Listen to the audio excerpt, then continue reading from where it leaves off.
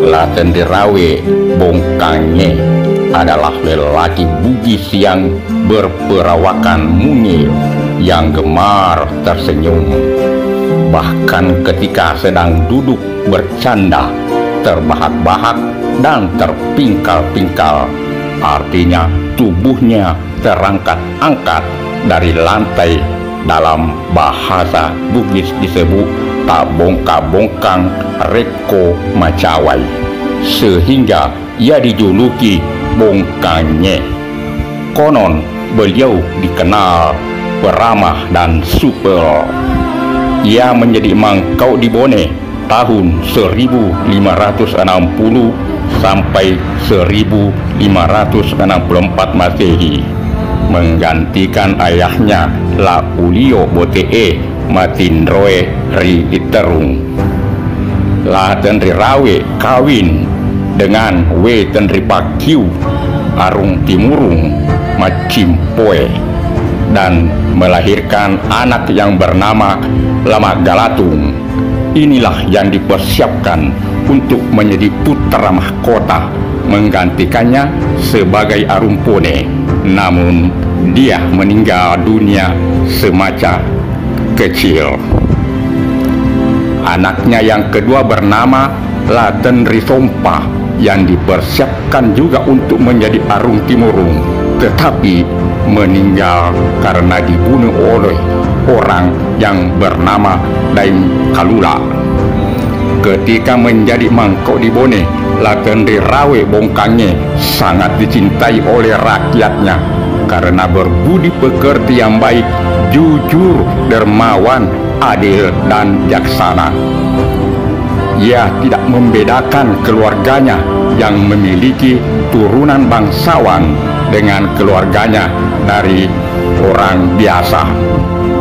Sebagai mangkau, Laten Dirawe yang mula-mula mengangkat jabatan yang disebut Tomak Kajenangeng, yang bertugas mengurus putra-putri raja, mengurus prajurit, mengurus wanua, termasuk mengurus makanan raja.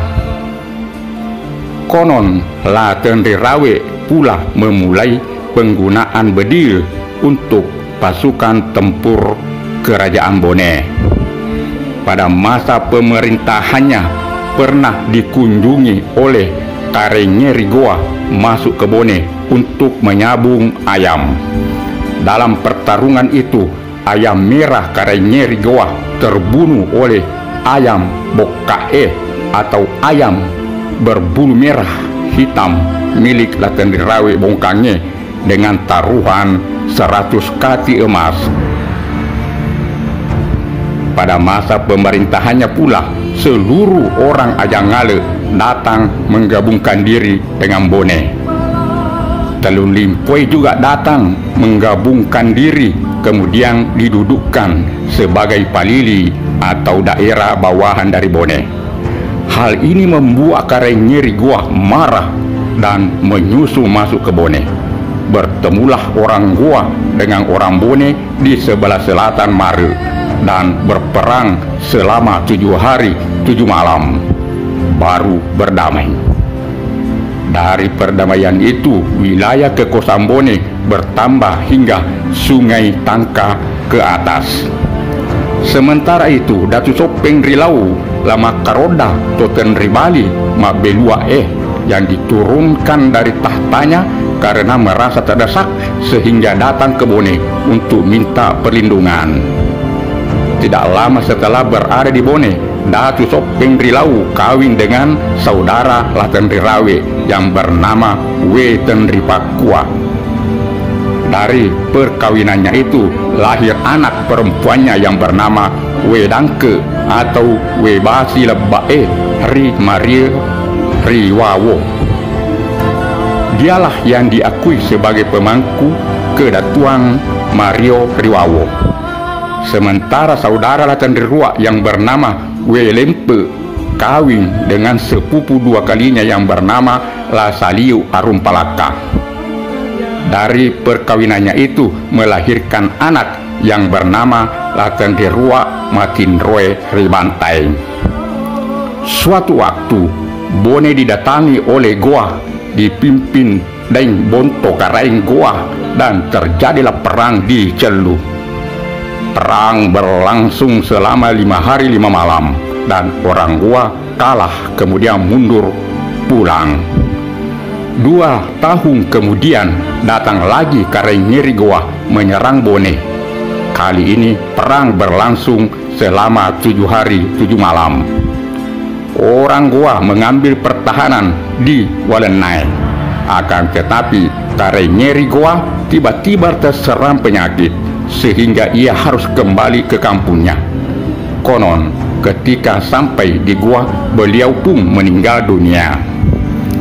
Hanya kurang lebih 2 bulan kemudian datang lagi Karaeng Nyeri goa yang bernama Daeng Paruka yang menggantikan ayahnya untuk kembali menyerang Bone.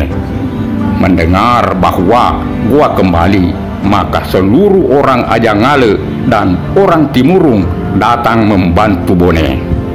Sementara orang awam Bone berkedudukan di Papolo berdekatan dengan benteng pertahanan Karaeng Nyeri goa. Terjadilah perang yang sangat dahsyat. Orang goa menyerbu ke arah selatan, membakar kampung Bukaka.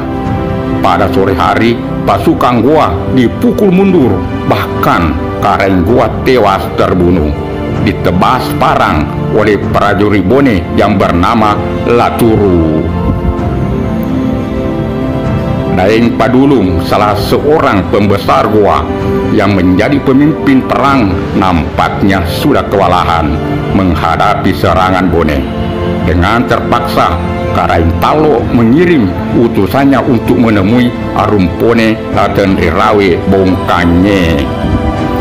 Adapun yang disampaikan oleh utusan Karaeng Talo adalah, kami telah kehilangan 2 Karaeng, yaitu 1 tewas di tempat tidur dan 1 lagi tewas di lapangan. Oleh karena itu, sekarang kami menghendaki kebaikan.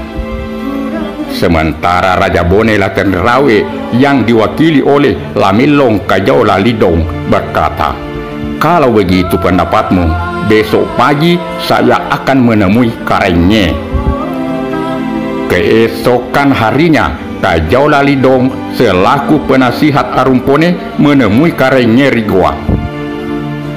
Dalam pertemuannya itu terjadilah kesepakatan mengangkat Daeng Patobo menjadi Karaeng Nyeri goa. Arumpone Laten Rirawe Bongkanye pernah bertentangan pula dengan Datu Luwu yang bernama Sagaria. Karena orang Luwu datang lagi ke Cenrana, Laskar Bone berhasil memukul mundur Laskar Luwu dengan kekuatan senjata. Untuk memperkuat kedudukan Bone sebagai suatu kerajaan yang tangguh, Laten Rirawe menjalin hubungan kerjasama dengan Arumatua Wajo yang bernama To Udamang. Begitu pula dengan Datu Sopeng yang bernama Polipuwe. Maka diadakanlah pertemuan di Cenrana untuk memperkuat hubungan antara Bone, Sopeng, dan Wajo. Adapun kesepakatan yang diambil di Cenrana adalah ketiganya akan mengadakan pertemuan lanjutan di Timurung.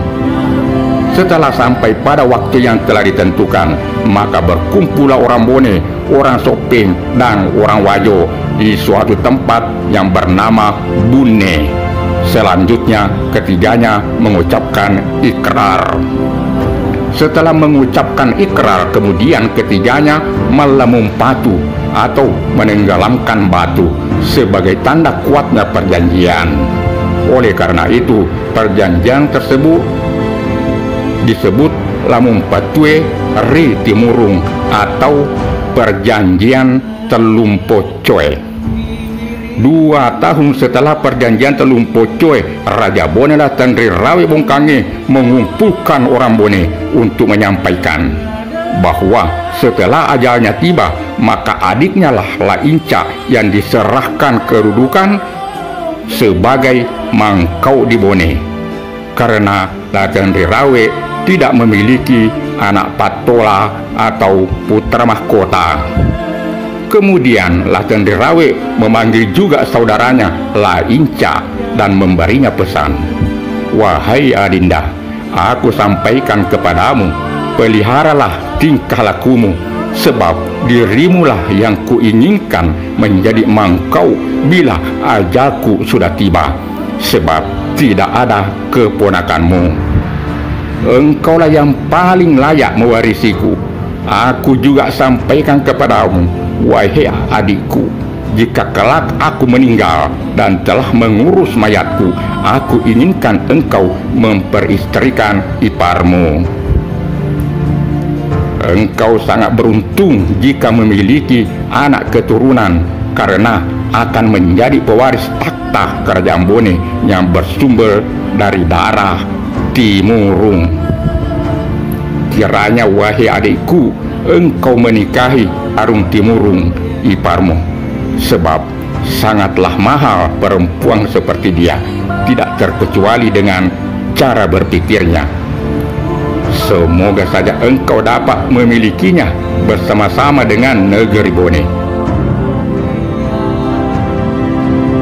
Semoga saja tanah Bone dapat bertangkai dan tumbuh lebat, hingga kelak Bone akan menjadi negeri besar dan rakyat tak bercerai-berai."